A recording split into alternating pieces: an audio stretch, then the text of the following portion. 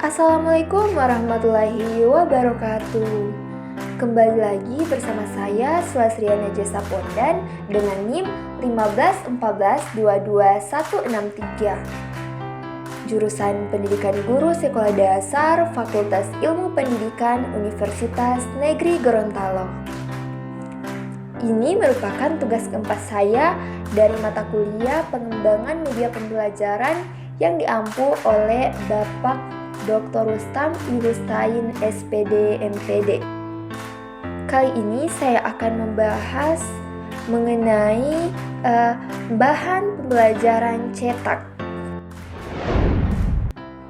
Oke, kita masuk pada pembahasan yang pertama, yaitu pengertian bahan pembelajaran cetak. Bahan pembelajaran cetak adalah buku teks cetak dan bahan inti cetak yang relevan yang ditulis dan dipublikasikan untuk digunakan dalam pembelajaran yang dibutuhkan oleh pemerintah pusat dan daerah untuk digunakan oleh peserta didik dalam ruang kelas. Bahan-bahan tersebut termasuk buku kerja dan bahan tambahan lainnya yang dikemas dalam bentuk buku teks oleh penerbit. Pengembangan bahan cetak adalah cara untuk memproduksi atau menyampaikan bahan seperti buku dan bahan-bahan visual yang statis, terutama melalui proses pencetakan mekanis atau fotografis. Dalam definisi di atas, pengembangan bahan cetak dipandang sebagai cara menghasilkan dan menyajikan bahan-bahan cetak dalam bentuk teks dan visual. Berdasarkan beberapa definisi di atas, maka yang dimaksud dengan bahan cetak dalam bidang pendidikan adalah semua bentuk cetakan seperti buku teks, modul, lembar kerja, artikel, jurnal, lembar lepas, surat kabar, majalah, dan berbagai bentuk cetakan lainnya yang digunakan untuk kebutuhan pembelajaran. Bahan cetak merupakan media yang dapat berfungsi untuk menjadi perantara dari sumber informasi, guru, dosen, instruktur, kepada penerima informasi seperti peserta didik. Bahan ajar cetak dapat diartikan sebagai perangkat bahan yang memuat materi atau isi pelajaran untuk mencapai tujuan pembelajaran yang dituangkan dengan menggunakan teknologi cetak. Suatu bahan ajar cetak memuat materi yang berupa ide, fakta, konsep, prinsip, kaidah atau teori yang tercangkup dalam mata pelajaran sesuai dengan disiplin ilmunya, serta informasi lainnya dalam pembelajaran. Kita masuk pada pembahasan yang kedua, yaitu karakteristik bahan pembelajaran cetak. Bahan ajar cetak pada dasarnya harus memuat ilmu pengetahuan dan informasi yang utuh sehingga dapat dipelajari oleh anak. Bahan ajar cetak yang digunakan perlu didesain dan dikembangkan sehingga dapat memberi kesempatan kepada orang yang menggunakannya untuk menggali informasi dan pengetahuan yang akan dipelajari serta dapat memperkaya wawasan pengetahuan. Isi bahan ajar cetak perlu dilengkapi dengan petunjuk dan arahan secara sistematik dan tuntas. Bahan ajar cetak pada kenyataannya berisi komponen-komponen yang dapat digunakan untuk menjelaskan dan membimbing anak dalam melakukan kegiatan belajar secara bertahap. Tahapan-tahapan sistematis dalam bahan ajar cetak terlihat pada setiap bab atau unit pembelajaran yang ada di dalamnya. Bahan ajar cetak memiliki beberapa karakteristik, yaitu membuat para siswa belajar sendiri atau self-instruction. Maksudnya, bahan ajar cetak ini harus dapat menjelaskan kepada siswa secara jelas tentang pembelajaran baik yang dilakukan secara mandiri ataupun melalui bimbingan guru. Untuk menciptakan proses pembelajaran yang baik, maka bukan hanya saja siswa menguasai materi yang sudah disampaikan, namun siswa juga dapat termotivasi untuk belajar secara mandiri. Karena dengan belajar mandiri, sumber daya manusia pada masa yang akan datang dapat meningkatkan kualitas diri dan dengan adanya bahan ajar cetak dapat mengakomodasinya. Bahan ajar cetak bersifat lengkap atau self-contained.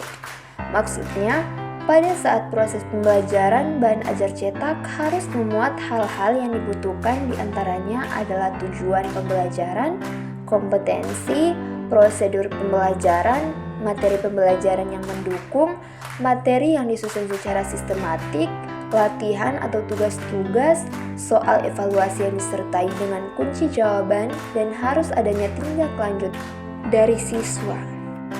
Sifat yang selanjutnya yaitu dapat membelajarkan siswa atau self-instructional material. Maksudnya, bahan ajar cetak ini harus dapat merangsang siswa untuk aktif dalam belajar dan menilai kemampuan belajarnya sendiri. Kita masuk pada pembahasan yang selanjutnya yaitu jenis-jenis bahan pembelajaran cetak. Belajar dari berbagai contoh bahan ajar dapat membantu para pendidik dalam mempersiapkan bahan ajar lebih beragam.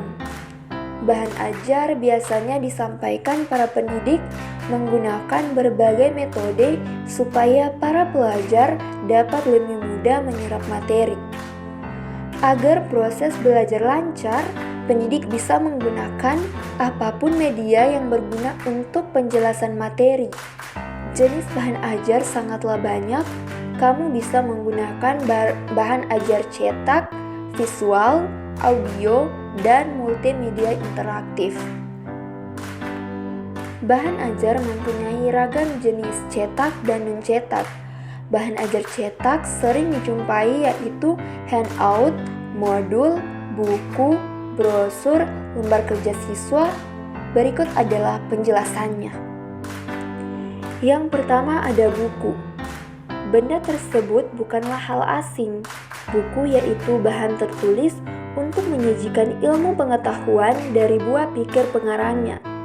Pengarang buku bisa membuat isi buku pada berbagai metode termasuk hasil penelitian, aktualisasi pengalaman, hasil pengamatan, hasil imajinasi, dan autobiografi. Yang kedua ada handout. Apa itu handout? Handout adalah bahan tertulis dari dosen atau guru untuk meningkatkan pengetahuan para peserta didik. Handout merupakan gagasan atau pernyataan yang telah disampaikan pembicara. Handout adalah kutipan berbagai literatur relevan dengan materi yang sedang diajarkan dan wajib dikuasai peserta didik. Terdapat handout yang bisa diperoleh dari banyak cara seperti download dari internet atau penyadur buku. Yang ketiga ada modul.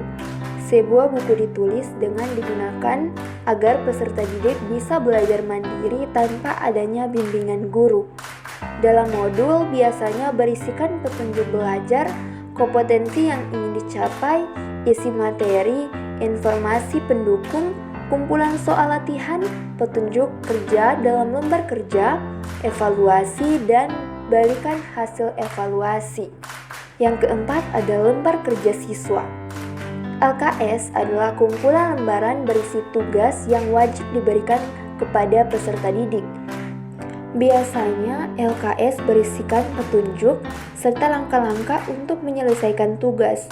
Tiap tugas dalam lembar tersebut harus punya KD pencapaian yang jelas. Tugas-tugas dalam lembar kerja siswa dapat berupa tugas praktik atau teori. Guru wajib cermat dan mempunyai keterampilan memadai. Hal ini karena LKS harus memenuhi kriteria KD yang ingin dicapai. Yang kelima ada brosur. Brosur mirip seperti iklan, tapi dalam proses pembelajaran adalah bahan ajar. Fungsinya menyediakan bahan informasi tertulis terkait sebuah masalah yang disusun bersistem. Brosur sangat memungkinkan menjadi bahan ajar yang menarik dan praktis karena terkesan unik.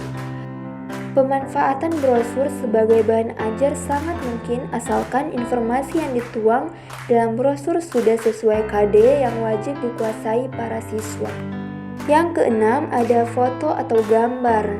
Foto atau gambar punya peran penting sebagai bahan ajar.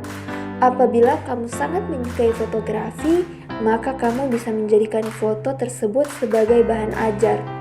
Materi gambar atau foto mempunyai makna lebih baik jika dibandingkan tulisan. Foto atau gambar adalah bahan ajar yang dibutuhkan satu rencana baik supaya setelah melihat serangkaian gambar atau foto, siswa bisa melakukan sesuatu untuk menguasai satu atau lebih kompetensi dasar. Oke, sekian video saya kali ini. Semoga video ini bisa bermanfaat.